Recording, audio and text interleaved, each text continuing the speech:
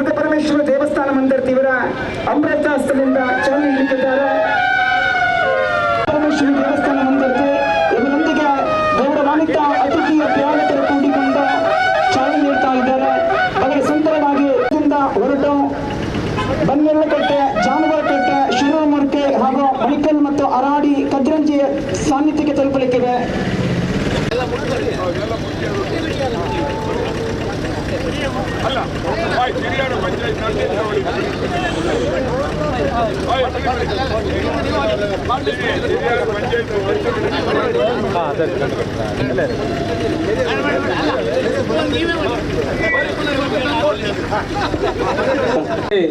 ನೆಲಸಮವಾದಂತಹ ಈ ಒಂದು ದೇಗುಲವನ್ನ ಎಲ್ಲ ಊರವರು ಪರವೂರವರು ಸೇರಿ ಇವತ್ತು ಮತ್ತೆ 500 ವರ್ಷಗಳ ನಂತರ ಪುನರ್ ಪ್ರತಿಷ್ಠಾಪನೆ ಆಗುತ್ತಿದೆ.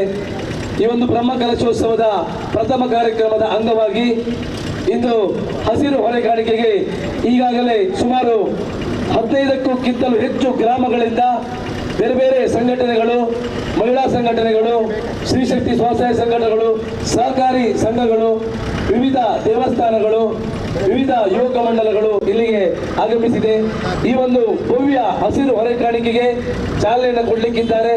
ನಮ್ಮೆಲ್ಲ ಕಾರ್ಯಕ್ರಮಗಳಿಗೆ ನಮ್ಮ ಜೊತೆ ಸದಾ ಇರ್ತಕ್ಕಂಥ ಈ ಭಾಗದ ಪ್ರತಿಷ್ಠಿತ ಮಂದಾರ್ತಿ ಶ್ರೀ ದುರ್ಗಾಪರಮೇಶ್ವರಿ ದೇವಸ್ಥಾನದ ಅನುವಂಶೀಯ ಆಡಳಿತ ಮುಖ್ಯಸ್ಥರಾಗಿರ್ತಕ್ಕಂಥ ಎಚ್ ಧನಂಜಯ ಶೆಟ್ಟಿ ಅವರು ಚಾಲನೆಯನ್ನು ಕೊಡಲಿಕ್ಕಿದ್ದಾರೆ. ಅವರೊಂದಿಗೆ ಶ್ರೀ ಮಂದಾರ್ತಿ ವ್ಯವಸಾಯ ಸೇವಾ ಸಹಕಾರಿ ಸಂಘದ ಅಧ್ಯಕ್ಷರಾದಂತಹ ಎಚ್ ಗಂಗಾಧರ್ ಶೆಟ್ಟಿ ಅವರು, ಅದೇ ರೀತಿ ಶಿರಿಯಾರ ವ್ಯವಸಾಯ ಸೇವಾ ಸಹಕಾರಿ ಸಂಘದ ಅಧ್ಯಕ್ಷರಾದಂತಹ ಪ್ರದೀಪ್ ಪಲ್ಲಾಳ್ ಅವರು, ಈ ಭಾಗದ ಗ್ರಾಮ ಪಂಚಾಯತ್ ಅಧ್ಯಕ್ಷರಾಗಿರ್ತಕ್ಕಂಥ ಸುಧೀಂದ್ರ ಶೆಟ್ಟಿ ಅವರು, ಹಿರಿಯರಾದ ಬಿಲ್ಲಾಡಿ ಸುರೇಶ್ ಶೆಟ್ಟಿ ಅವರು, ಅದೇ ರೀತಿ ಎಲ್ಲ ನಮ್ಮ ಈ ಭಾಗದಲ್ಲಿ ಇರ್ತಕ್ಕಂಥ ನಮ್ಮ ಕದರಂಜಿ ಬಾಲಿಂಗೇಶ್ವರ ದೇವಸ್ಥಾನದ ಪದಾಧಿಕಾರಿಗಳು, ಈ ಭಾಗದ ಗ್ರಾಮ ಪಂಚಾಯತ್ ಸದಸ್ಯರುಗಳು, ವಿವಿಧ ಸಂಘ ಸಂಸ್ಥೆಗಳ ಮುಖ್ಯಸ್ಥರು, ದೇವಸ್ಥಾನದ ಮುಖ್ಯಸ್ಥರು, ವಿಶೇಷವಾಗಿ ಈ ದಿನ ಹೊರೆಕಾಣಿಕೆಗೆ ನಮ್ಮೊಂದಿಗೆ ಬಹಳ ದೊಡ್ಡದಾಗಿ ಬಂದಿರತಕ್ಕಂಥ ಎಲ್ಲ ಸುತ್ತಮುತ್ತದ ಕೋಟದಿಂದ ಹಿಡಿದು ಕೊಕ್ಕರ್ಣೆ ತನಕ, ಇಲಿಯಾಣದ ತನಕ ಬಂದಿರತಕ್ಕಂಥ ಎಲ್ಲ ಸಂಘ ಸಂಸ್ಥೆಯ ಮುಖ್ಯಸ್ಥರಿಗೆ ಮತ್ತೊಮ್ಮೆ ಸ್ವಾಗತವನ್ನು ಕೋರ್ತಾ, ಇನ್ನೇನು ನಮ್ಮ ಎಚ್ ಧನಂಜಯ ಶೆಟ್ಟಿ ಅವರು ಸಾಂಕೇತಿಕವಾಗಿ ಈ ಒಂದು ಹಸಿರು ಹೊರೆಕಾಣಿಕೆಗೆ ಚಾಲನೆಯನ್ನು ಕೊಡಲಿಕ್ಕಿದ್ದಾರೆ.